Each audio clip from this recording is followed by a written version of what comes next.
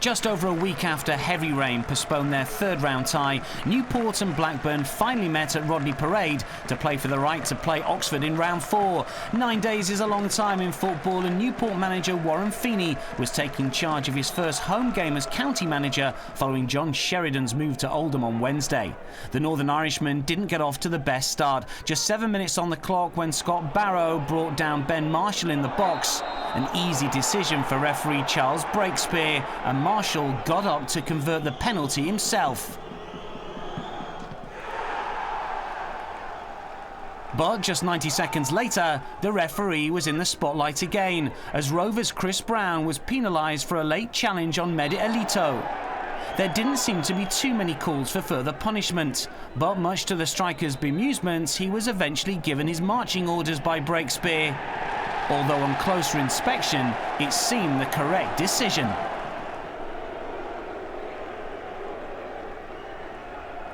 That was Elito's last contribution, as the winger was unable to continue. But in his absence, Newport began to make the most of their numerical advantage. Mark Burns stinging the palms of Jason Steele here.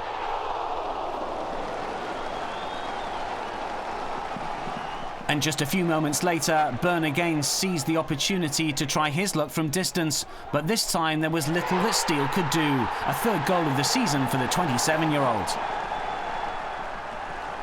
Feeney had won his first match in charge of the League Two strugglers at York City on Saturday, but beating Blackburn would have given him a much bigger scalp. Connor Diamond almost put the Exiles in front just before half-time. The miss would prove costly. With 15 minutes left, Newport failed to deal with Tom Lawrence's free kick, and when the ball came back into the penalty area, it was dispatched by substitute Jordan Rhodes for his first goal in 10 appearances.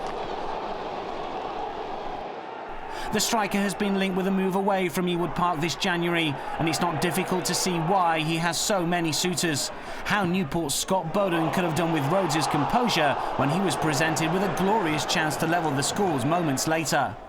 There was still time for more drama, as Newport keeper Joe Day also saw red for a clumsy challenge on Rovers substitute Craig Conway in injury time. On came 19-year-old keeper Joe Green for his Newport debut. He managed to keep out the resulting free kick from Ben Marshall, but that was the last action of the tie, as Rovers held firm to take their place in round 4. Next stop, Oxford for Paul Lambert's team.